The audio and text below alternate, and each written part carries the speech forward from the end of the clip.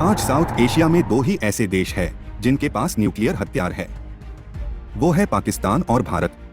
पाकिस्तान आजादी के समय से ही भारत को युद्ध के लिए उकसाता आया है और हर बार खुद ने ही पहला अटैक किया। हालांकि हर युद्ध में पाकिस्तान को शिकस्त ही मिली है।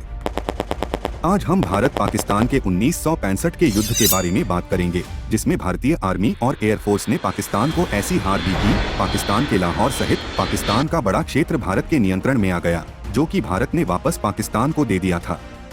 1962 के चीन भारत संघर्ष के परिणाम ने पाकिस्तान को कश्मीर समस्या का एक सैन्य समाधान तलाशने के लिए प्रोत्साहित किया। तब पाकिस्तान के पास एक आधुनिक सेना थी, जिसमें यूएसए ने भी काफी योगदान दिया था। इसी सेना ने पाकिस्तान के आत्मविश्वास को बढ़ाया। 1965 तक पाकिस्तानी सेना कवच, तोपखाने और वायु शक्ति में भारत पर बढ़त हासिल करने में सक्षम हो गई थी। श्रेष्ठता की इसी भावना ने उन्हें 1965 में कश्मीर पर आक्रमण की योजना बनाने के लिए प्रेरित किया। यह 3 चरणों वाला कार्यक्रम था। पहला चरण कच्छ के रण में, दूसरा कश्मीर और तीसरे की शुरुआत जम्मू में हुई, जिसमें भारतीय सेना का जम्मू और कश्मीर से संपर्क तोड़ने की कोशिश की गई। कच्छ का रण एक 80 किलोमीटर चौड़ा और 515 किलोमीटर लंबा भूमि का विस्तार है, जो भारत में गुजरात और पाकिस्तान में सिंध की सीमा पर है। इस क्षेत्र को पाकिस्तान की ओर से बेहतर तरीके से रक्षित किया गया था। वहीं भारत की तरफ से सिर्फ पुलिस का ही पहरा था। जनवरी 1965 के कंजरकोट में पाकिस्तानी शरारत के बावजूद भी भारत को इस क्षेत्र में कोई बड़ी घुसपैठ की उम्मीद नहीं थी। लेकिन 7 अप्रैल 1965 को पाकिस्तान ने भारतीय सीमा पर सरदार पोस्ट, कंजरकोट, बिगोकोट, बियार बेट और छड़ बेट चौकियों को पार कर लिया। भारत ने पाकिस्तानी घुसपैठ को रोकने के लिए 50 पैराट्रूपर्स की एक ब्रिगेड भेजी। पाकिस्तान ने भी एक टैंक रेजिमेंट के साथ अपनी ब्रिगेड को मजबूत किया और 23 अप्रैल को फिर से 4 सीमा चौकियों पर हमला किया और बिगोकोट और बियार बेट पर कब्जा कर लिया। ब्रिटिश प्रधानमंत्री के हस्तक्षेप पर 1 जुलाई 1965 को शत्रुता समाप्त हो गई। हालांकि दोनों पक्षों को कोई बड़ा लाभ नहीं हुआ, लेकिन पाकिस्तान इस साहसिक कार्य से उत्साहित महसूस कर रहा था। इसी कारण पाकिस्तान ने अगला हमला करने की योजना बनाई। कच्छ के रण में इस कथित सफलता के बाद पाकिस्तान ने घुसपैठ और तोड़फोड़ करके कश्मीर की घाटी को हथियाने की अपनी योजना को अमल में लाया। इस साजिश का कोड नाम था ऑपरेशन जिब्राल्टर। टास्क फोर्स में बटे 30,000 मुजाहिदी 1 से 5 अगस्त के बीच कश्मीर में घुसे। भारतीय आर्मी ने कुछ त्वरित उपाय किए और 15 दिनों के भीतर घुसपैठियों को रोकने में सफल रहे। लेकिन खतरे को पूरी तरह से दूर करने के लिए घुसपैठियों के प्रवेश बिंदुओं को सील करना जरूरी था। भारतीय सेना ने इसी मंशा से कारगिल और हाजीपीर में हमला किया।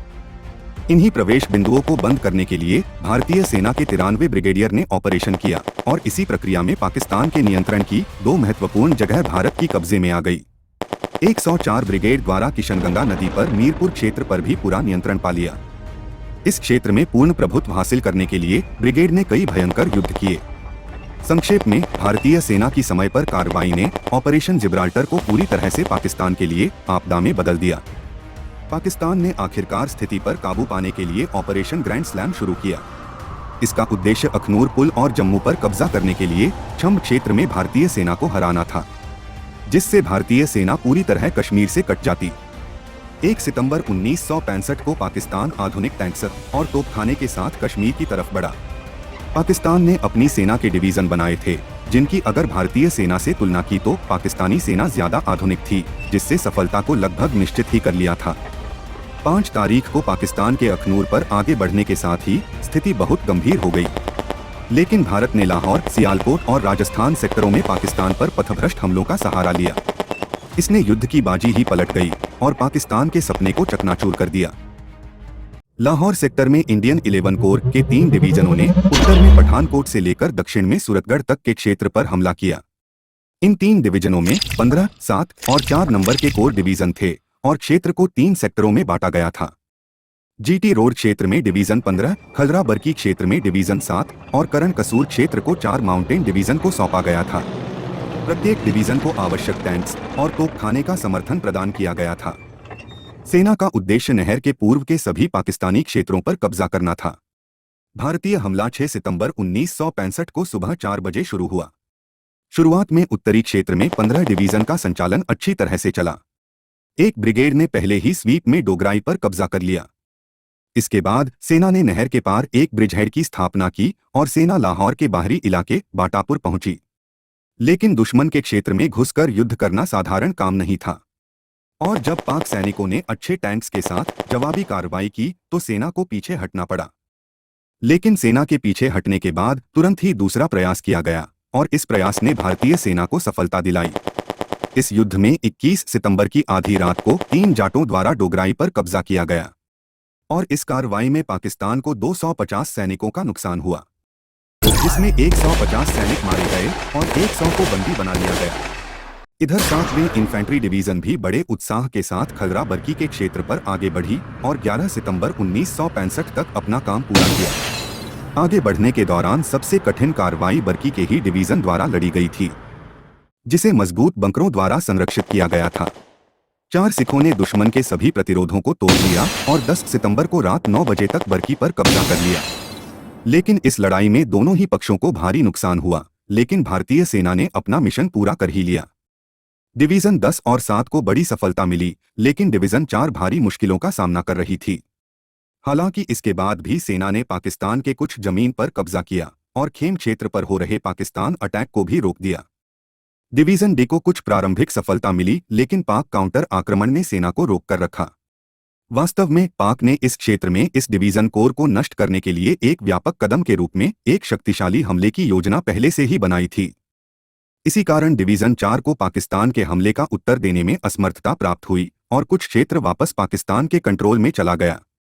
अब भारत की इस क्षेत्र में केवल 3.5 ही बटालियन शामिल थीं, क्योंकि 7वीं ब्रिगेड भी पाक हमले में अप्रभावी हो गई। अब भारतीय सेना ने अपने टैंक्स और तोपखानों की तैनाती की स्ट्रेटर्जी चेंज की और इन्हीं तोपखानों के दम पर पाकिस्तान पर हमला किया। भारत की तोपखानों की तैनाती ऐसी थी कि पाकिस्तान को डिफेंस करना भी मुश्किल हो गया और पाकिस्तान का हमला विफल हो गया।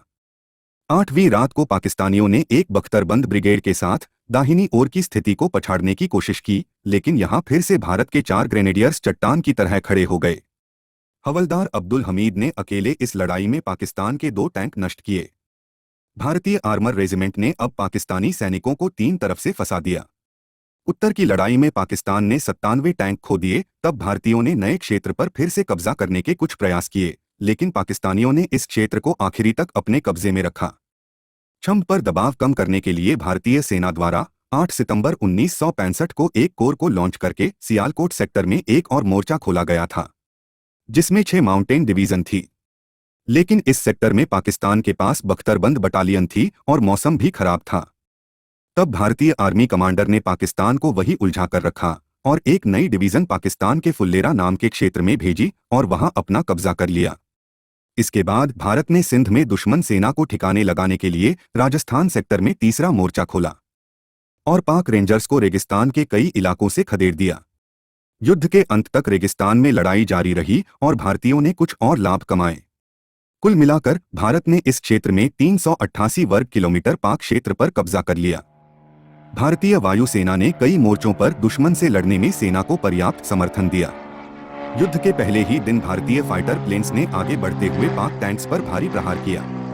इसके बाद IAF कैनबरा ने रात में सरगोधा में पाकिस्तान वायुसेना पर हमले किए और अकवाल, पेशावर, कोहाट, चक, झुमरा और रिसाईवाला में पाकिस्तानी ठिकानों पर भी छापे मारे गए।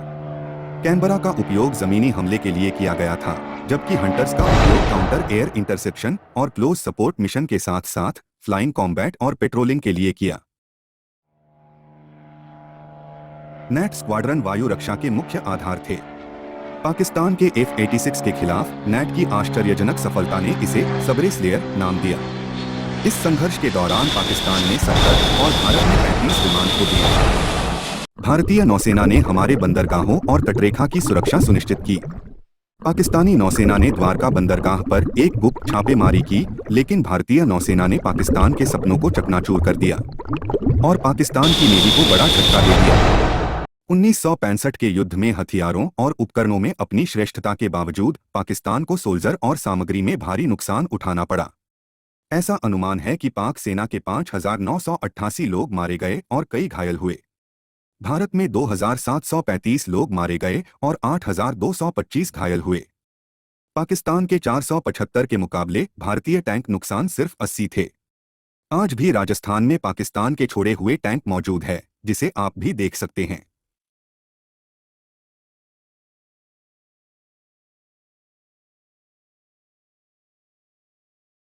1965 की इस लड़ाई में भारतीय सेना ने जो अपना पराक्रम दिखाया, इसी के कारण हमारी जीत हो सकी है।